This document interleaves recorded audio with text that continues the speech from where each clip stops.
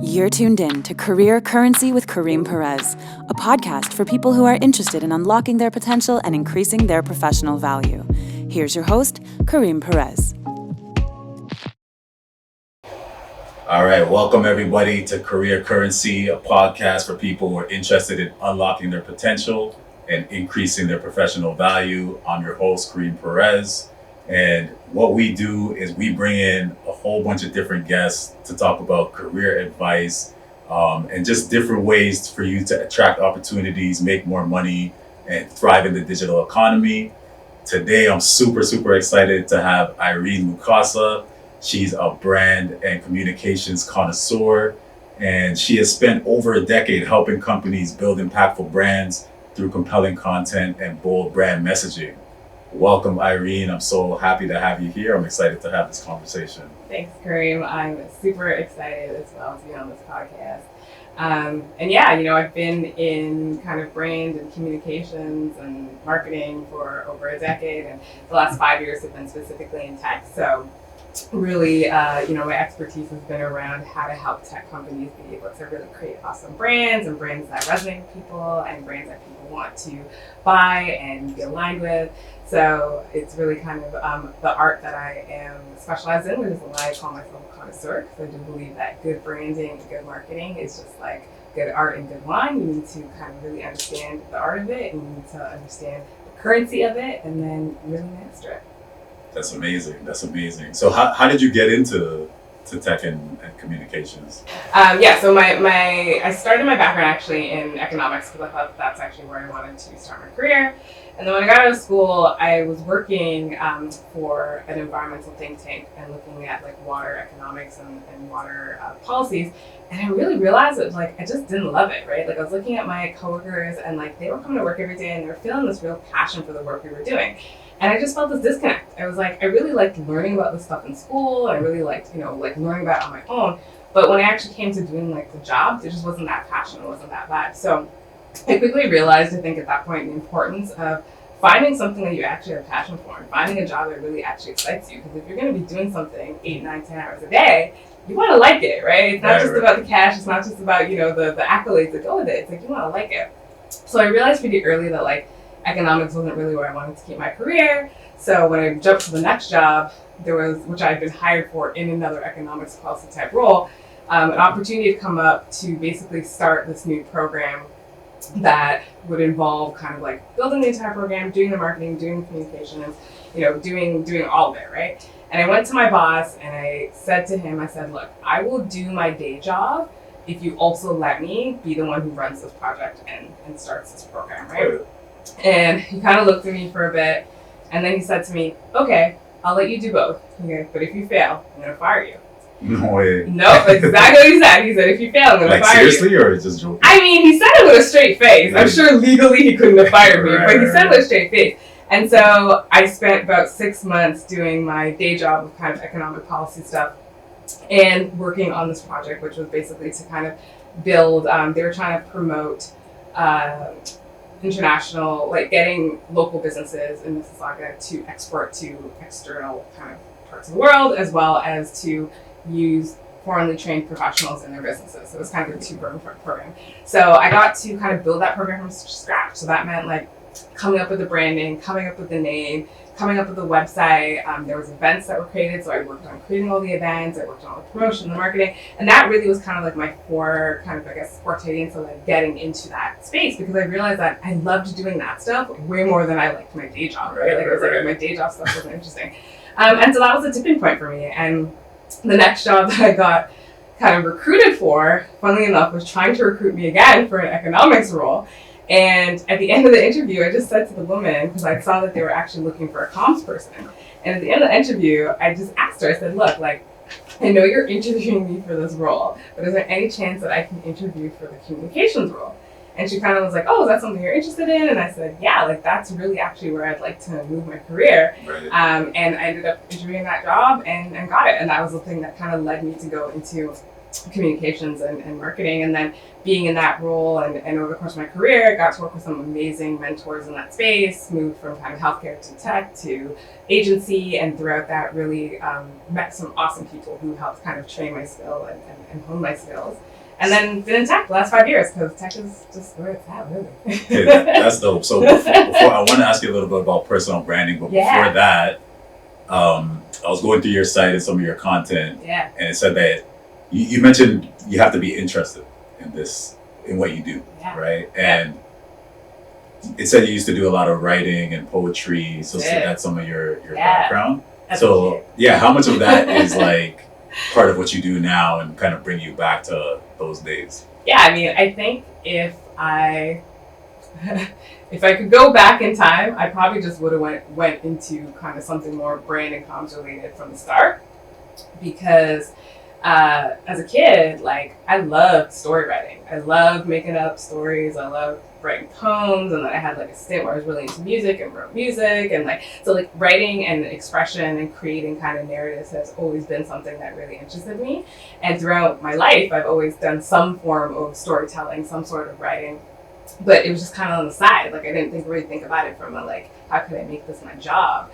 And I think part of that was also just, I come from an African household, and there's kind of the 5 or 6 jobs that are acceptable things, right? Like, you're a doctor, you're a lawyer, you're all these key things, right? You're an engineer. And so I think because I didn't think of writing as a career, or even knowing that there were careers that could take my love of storytelling and make money off of it, I think that's why I didn't end up going down that route. But, at the end of the day, your passion does end up popping up, right? And that ended up guiding me to where I needed to be, so.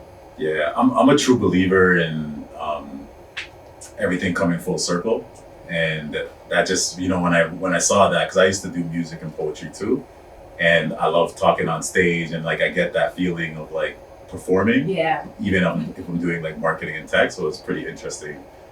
So today let's talk about job success strategies, right? And let's break it down for our audience in terms of different ways they can advance their career.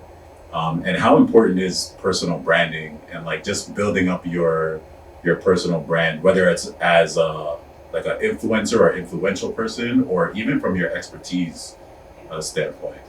Yeah, I'm a firm believer that every single person should have a personal brand. And that's not even, you don't even need to be an influencer to have a personal brand. Because the idea of a personal brand isn't just this, about having followers or, getting partnerships. The idea of having a personal brand is that there's something that people associate with you when they see you. And that's because that's the thing you do really well, or that's the thing that you're just really well known for. And I think, we have a lot of power in shaping that, right? You can develop your personal brand. You can figure out what's the thing I want to be known for. And then sometimes your personal brand gets kind of placed on you because other people identify that hey, you're really good at that thing, and then you kind of realize that's your personal brand. So I truly think every single person has a personal brand. They just might not know it yet, or they haven't kind of honed it yet. And it's so important because especially in the kind of work economy now, there's a lot of duplication, right? A lot of us have the same skills, right? If we just be real honest with you, a lot of us have the same skills. A lot of us can do the same jobs that we're doing, right? So you have to think about what do you bring, or what can you bring to the table that separates you from other people? And sometimes that's just even having a really strong personal brand that makes you memorable. Sometimes it might be you have a skill that somebody else doesn't have and you know how to use in a different way. But really, personal brands are a great way to set yourself apart from other people and make yourself memorable. And in a world where there are so many people doing the same thing, trying to be the same place, trying to get the same jobs, you really got to think outside of the box about how you want to position yourself and how you want to be yourself. Very true, very true. So what would you suggest for somebody starting out, or even not necessarily starting out, but if somebody who's working 9 to 5, they're in their career and they're doing really well for their employer. Mm-hmm. But what should they be doing to make sure their personal brand is still standing out, or they still have those connections outside of their day-to-day? I think as a first step, ask the people you work with, what do you think I'm good at? Or what am I your go-to for, right? Figure out what people think your personal brand is, right? And look at that, and then determine if you think that's aligned with what you feel. Oh yeah, I am really good at that, or maybe no, that's not what I want to be known for. So you need to identify it first, right? And then I think once you've identified it, you need to hone it. And then that's really the stuff that you do outside of work. So what are you doing to elevate your skills? Are you taking courses? Are you talking to people about their journeys? Are you finding mentors? Are you reading books, right? Like just like any other skill, you gotta keep your personal brand relevant. In order to keep your personal brand relevant, you gotta keep your skills sharp. You gotta keep whatever you're known for really sharp. So if somebody knows you as being the go-to person for everything, about influencers, you gotta stay on top of what's happening with influencers, right? So you gotta hone it. And then once you've kind of identified it and you're working on honing it, which is kind of an endless journey, you gotta promote it, right? And that's always, I think, the part that people always have the hardest part with, and I know even I had a hard part with. It's like finding those moments where it's appropriate to say, yes, I'm that go-to person for you, and I've actually spent my career doing this, or I know a lot of background on this, and start to actually promote your brand, your personal brand, or yourself as a key person. So your personal brand becomes relevant, because there's no point in having a personal brand and then not telling anybody, because then nobody knows you're the go-to person for that, right? So I would say those are probably the 3 steps, right? Like identify, hone, and then promote. Identify, hone, and promote. I love that. That's dope. Do you believe in imposter syndrome? Do you believe that's real? Yes. Okay. That's real. Why do you think that? Why do you think that happens? Why do you think that comes through? I think at the end of the day, and I have bouts of imposter syndrome all the time, right? And I know that I've been very blessed to have a really great career and do some really great things. But I know that part of, at least for me personally, I sometimes have imposter syndrome if I've come across something that I either haven't done before or I haven't really done well before. And I think sometimes I assume maybe I'm not the right person for this, or I feel why am I, why did someone say I should do this, or why is someone thinking that I'm the person to come to for that?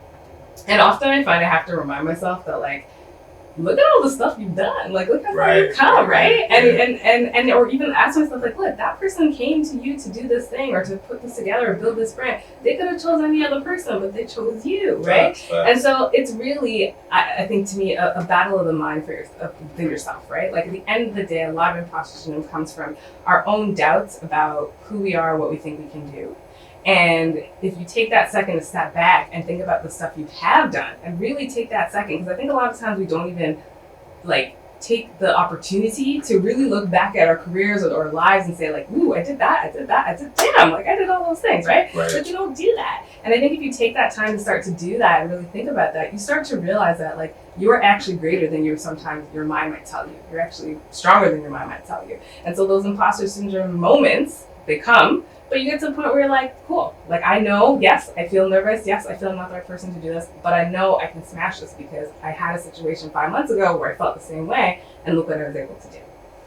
Yeah, that's really interesting and good info. And I always think about, basketball players, specifically Kobe Bryant and all the basketball professionals. They self-reflect and watch their games and watch their performance on a regular basis, right? And I know for me, part of the imposter syndrome is watching myself on tape or hearing my own voice. But that's the best way to identify improvement areas. Yeah. So yeah, that's a lot of keys you drop right there. Yeah, but I think you bring up a good point where it's being able to watch the replay and learn from the replay, because it's hard, right? We're our worst critics, right? You look at yourself and you're oh my god, why did I do this? Why did I do that?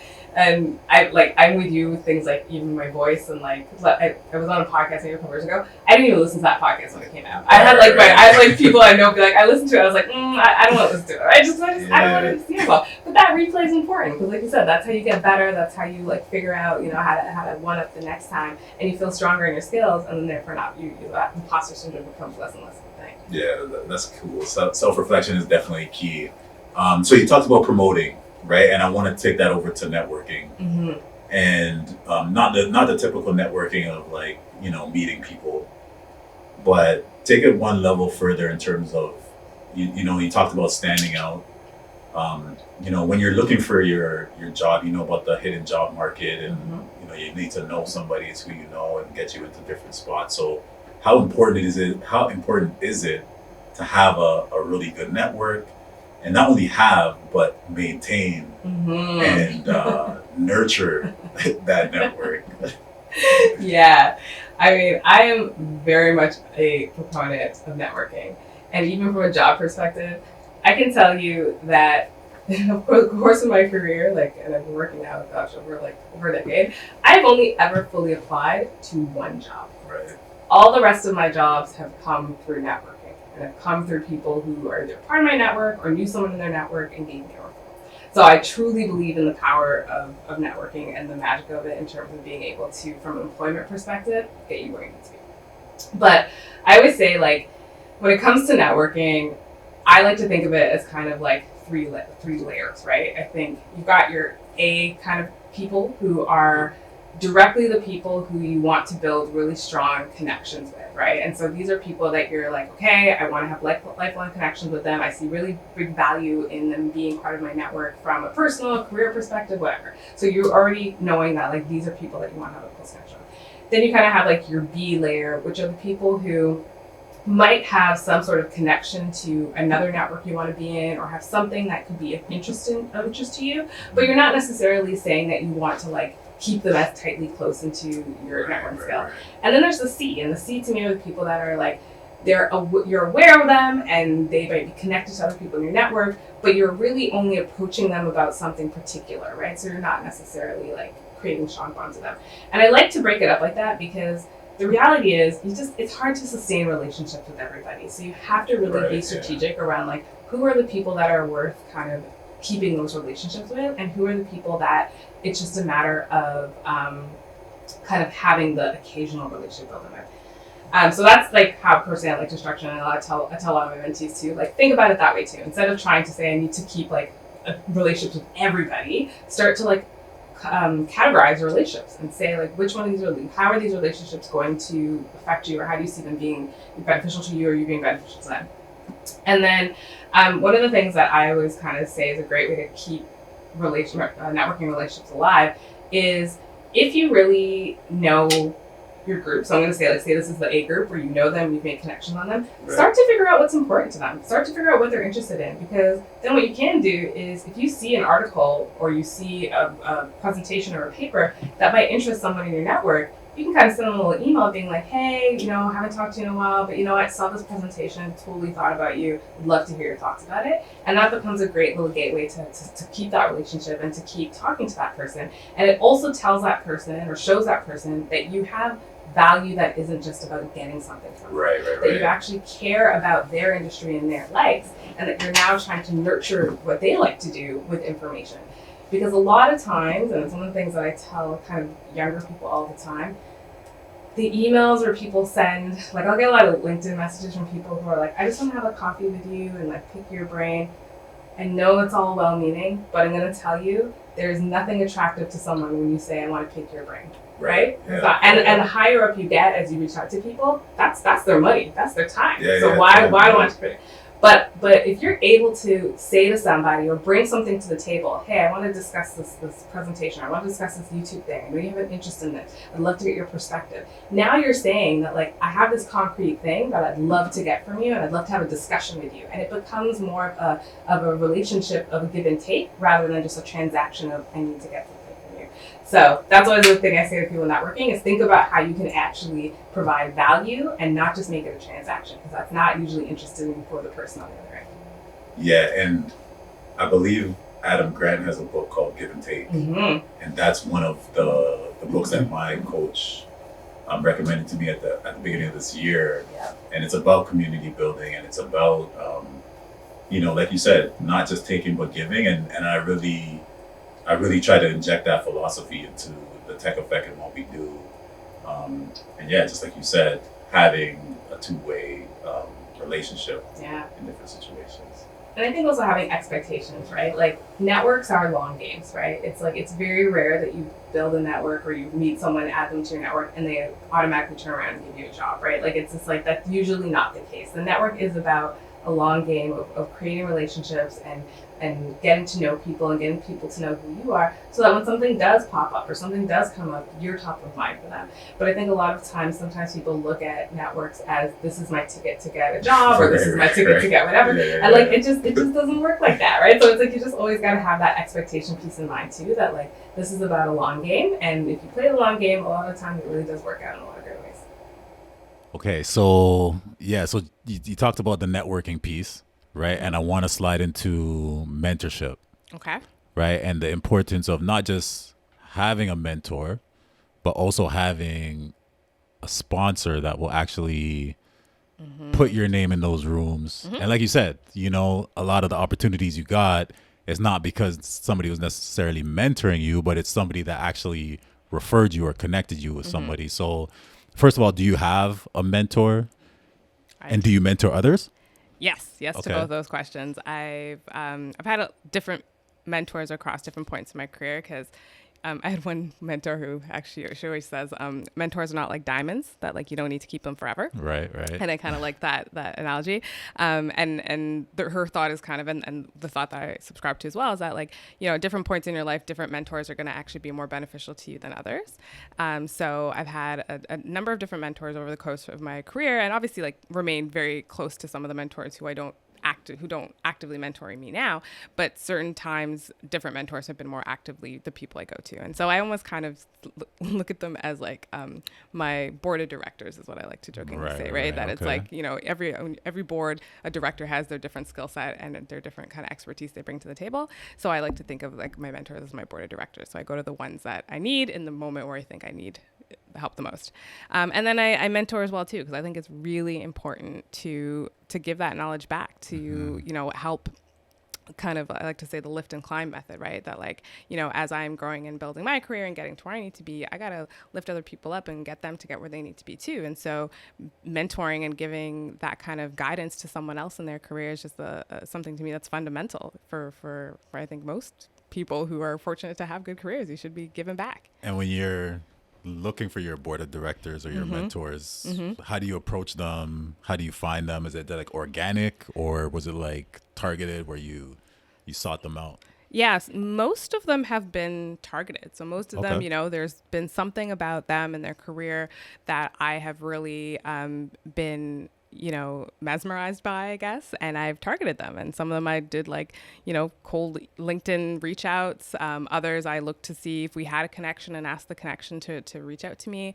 But I do try and do like pretty good research around having someone be my mentor. And that's partly also because it's a respect of their time, right? Like if I'm going to ask somebody to mentor me, I want to make sure that like I am not just wasting their time with something that is not going to be beneficial for me or beneficial for them. So I like to do a lot of research and really target the right people to be my mentor. So that when they're mentoring me, it's very clear, like, here's why I want to talk to you. Here's how I think you could be, of benefit to me. And here's how I think I can actually even benefit you or what I can help you with. Right. So it's usually targeted.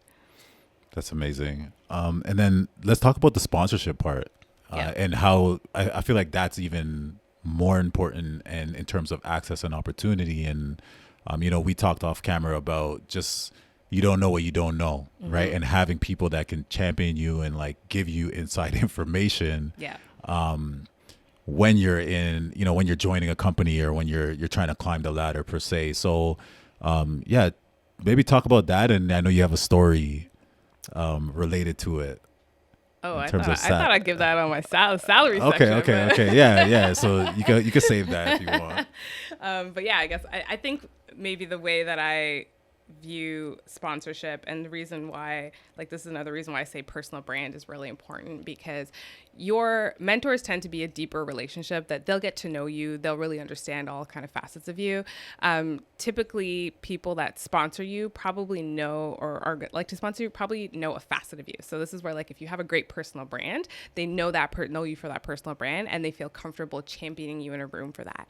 So a lot of the people who have sponsored me, I think, have been within organizations that I've worked in, and they've kind of been the ones who have been like, oh yeah, like Irene should lead this, or like we should promote her to this. Right. And so I've really worked hard to make sure that like I am pushing my personal brand to them, that I'm letting them know the things that, I'm really enjoying, or I'm letting them know that like, here's the things that I was really successful working on here. And because they're in the context of an organization I work in, they're able to really understand the benefit of that really quickly. And therefore, being a sponsor becomes really beneficial for you in the workplace. And that's not to say that people that don't work for you can't sponsor you as well too. I think, people do that all the time, and and it's good to have people that will sponsor you outside of the workplace. But I find like having sponsors within the workplace is usually the best way to kind of grow and get quickly promoted, because they're in the space that you're working in, and you can really kind of highlight your personal brand to them really, really like efficiently. Interesting.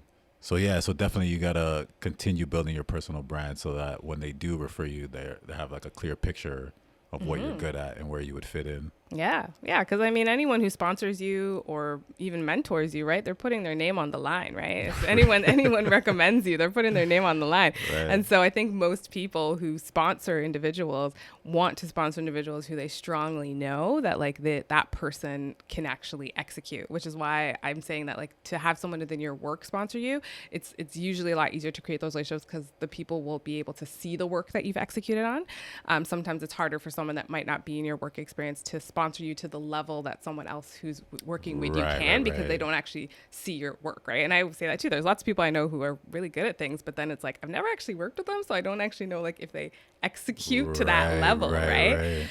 So that's how like having sponsors in an organization who see your work and have seen how you execute tend to be really great sponsors, because they can speak so strongly to you because they know that work.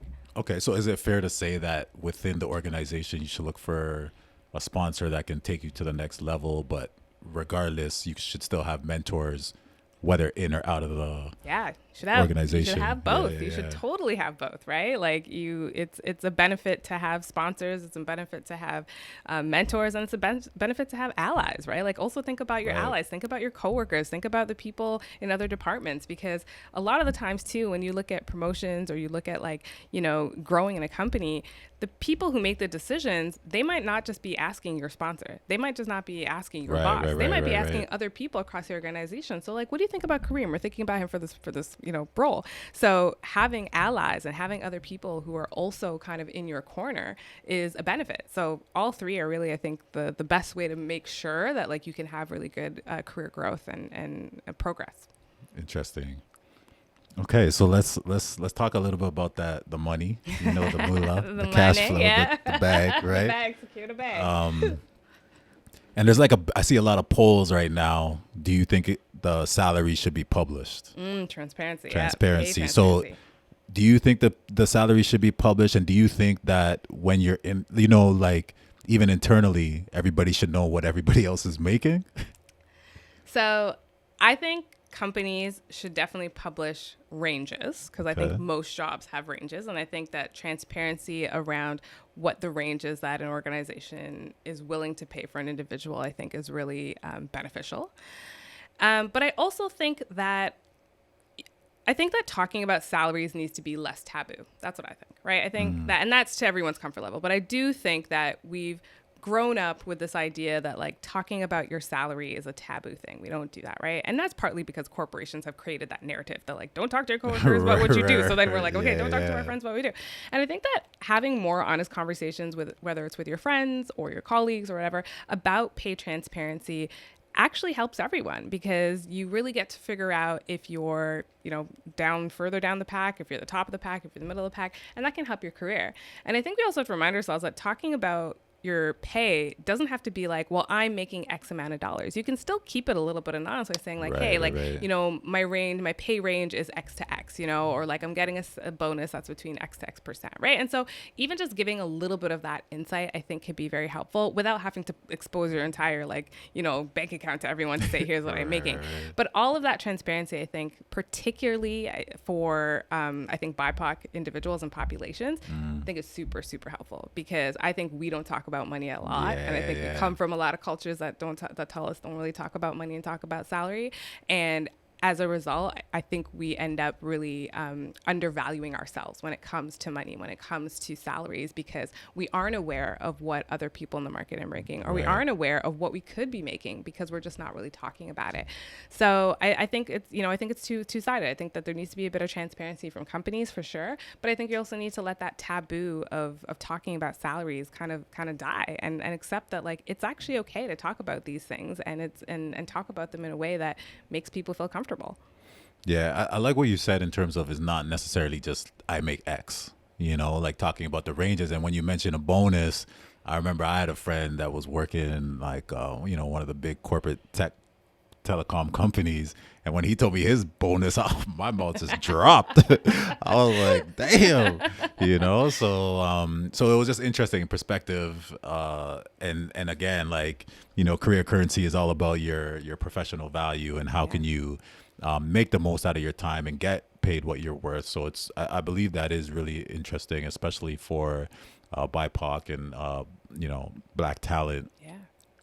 So yeah, let's talk about just your experiences with that. Has anybody ever lifted you up in that area, or have you ever like gave somebody insight where they were like, oh damn, I could be worth way more, and made a career change as a result? Yeah. I think I didn't really understand the value of talking openly about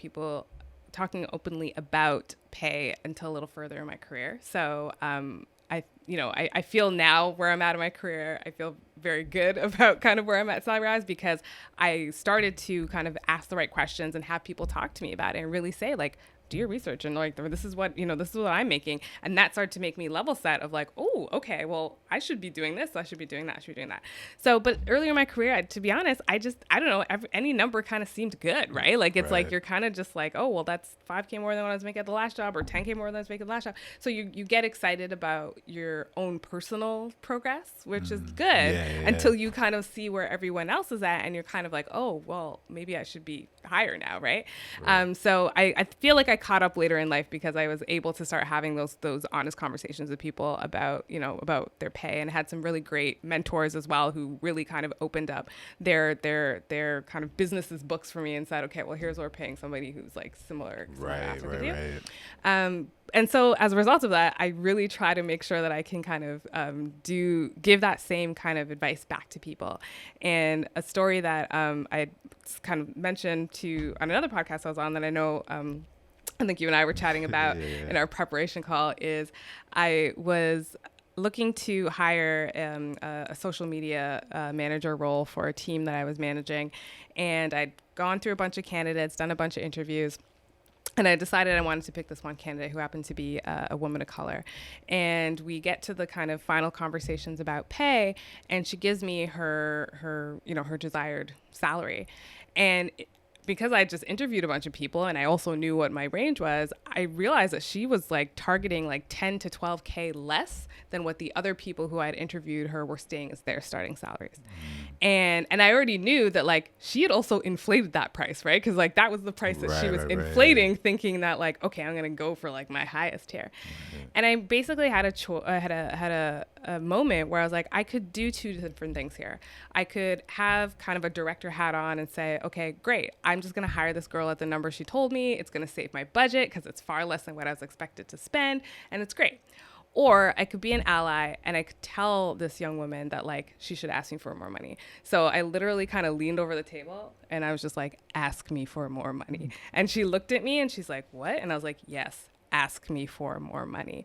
And she kind of asked again and I was like, ask me for more money, right? Until like we got to a point. And I really did that because I recognized that like, if she didn't realize that she was undervaluing herself so much. She had the same expertise, the same kind of track as many of the other people I was interviewing, yet she was undervaluing herself by 12 to 10K, right? Or 10 to 12K. And that's a lot of money. So in that moment, I really wanted her to understand that like, here's where you should at. Here's where you can sit. Here's where you can sit.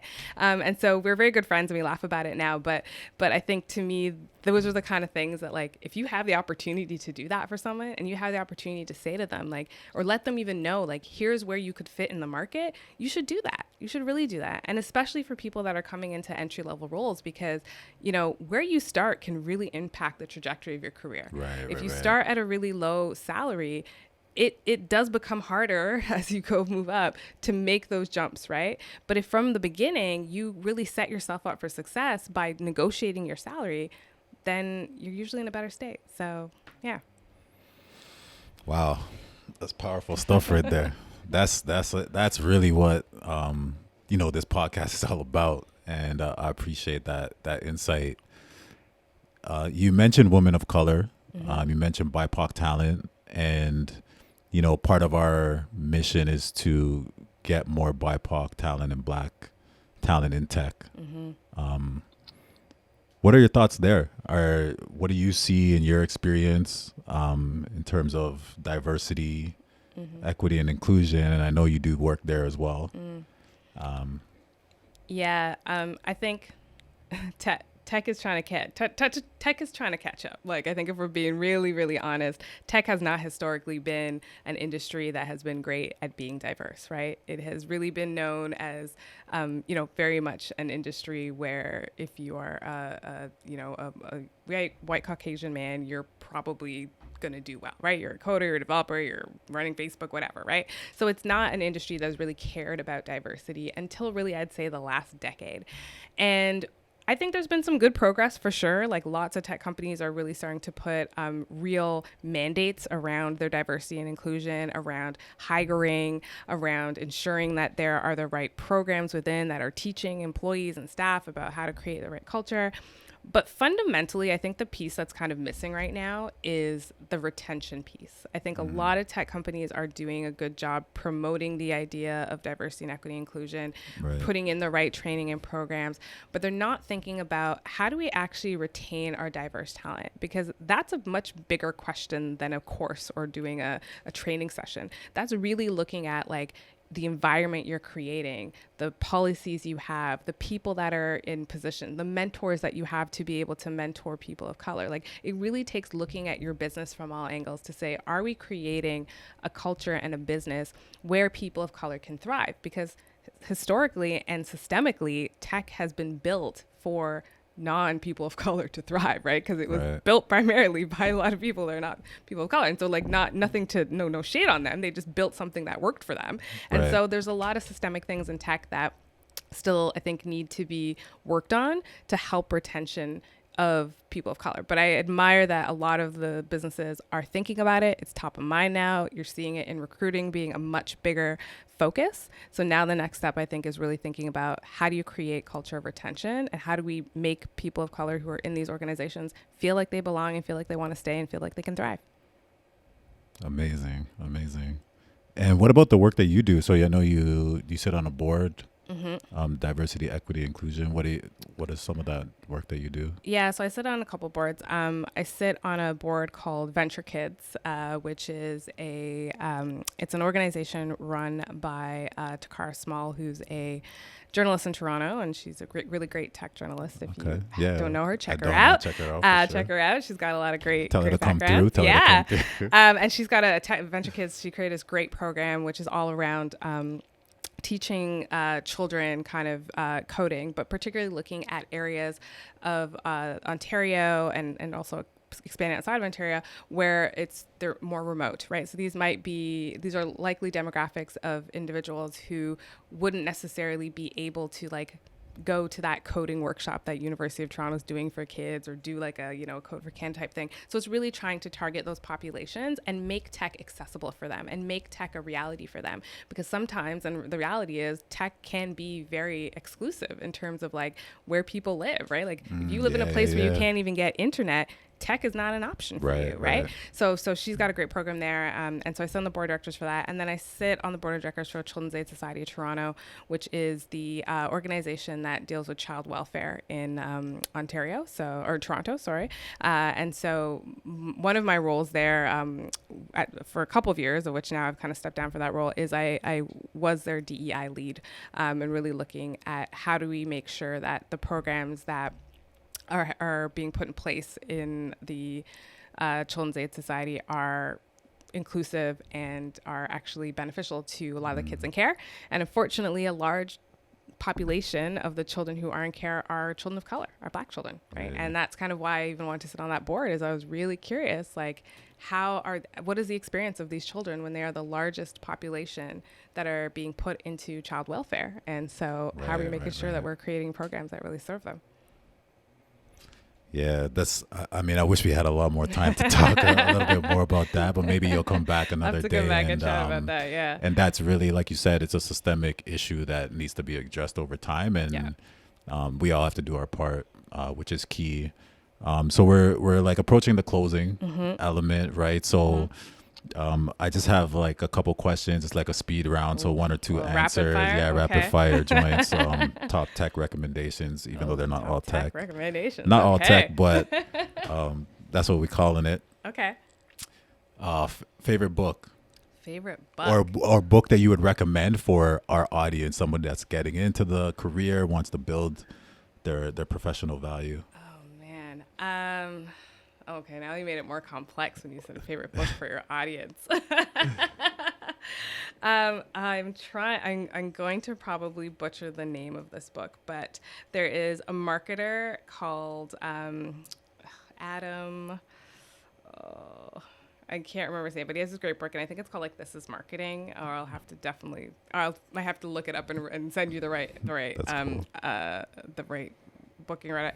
But it's really a book that just breaks down like how to actually how marketing and storytelling resonates with consumers, which I think is really, really interesting, because part of selling anything, and this even goes to your personal brand, which is why I like this book, because you can really kind of use it personally, or you can even use it like as a product. But it's like this idea of like how do you get people to evoke an emotion or evoke a positive emotion that then they have a positive association with your brand. So he really kind of breaks down that cycle. And so I found of a lot of the books that I've read, I just found that one the most interesting in the fact that it was so applicable to things outside of marketing, but also like in personal life. So, Okay. And favorite app? favorite app? I mean, I listen to a lot of podcasts, so I got to say, like, I don't know if it's my favorite, but definitely my most used. I definitely use my Apple Podcasts and Spotify to listen to a lot of podcasts. Okay. Favorite podcast? Favorite podcast? Aside from this one. Yes, of course, aside from this one. So I've got like two things. So I listen to either a lot of true crime podcasts, because for whatever reason I'm just really interested in that, or I like kind of storytelling, human-centered storytelling. So I really like This American Life is a podcast I listen to, and it's just a really great podcast that just talks about different storytelling through people.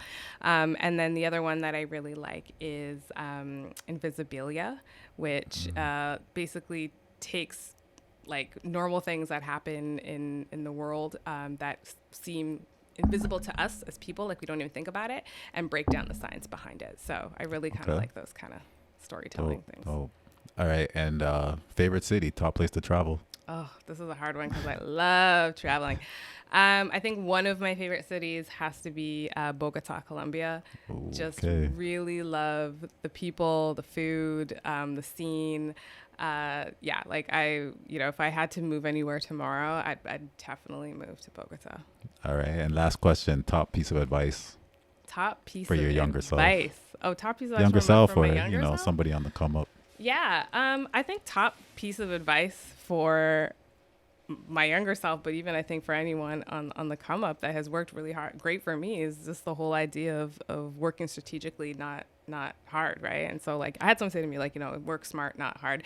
But I think over the years I've learned it's actually just work strategically, because I think strategy and like really thinking about how to navigate your life like it is a business plan, like it is a marketing plan, like it is a product marketing strategy, that can actually really help you achieve what you need to achieve without putting in all the sweat equity hours that you think you need to put in to make that happen.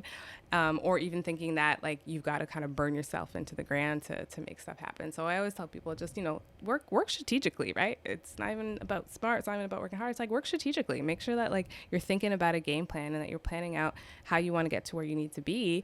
And it doesn't need to be a fully big comprehensive plan, but have some idea of how to get to A to B, and think about what's the quickest and strategic way to get there. All right. Well, there you have it. Irene Mukasa, thank you so much for coming through, dropping too many keys, too much info. Make sure you take notes and especially take action, right? So a lot of information around building your personal brand, building your network, connecting with people, and a lot of information of how you can unlock your potential and increase your professional value. So we're signing out. Thank you again for coming through, and I look forward to following your journey, and I look forward to connecting with you soon. Thanks, Kareem. Thanks for having me on. All right. You're tuned in to Career Currency with Kareem Perez, a podcast for people who are interested in unlocking their potential and increasing their professional value. Here's your host, Kareem Perez.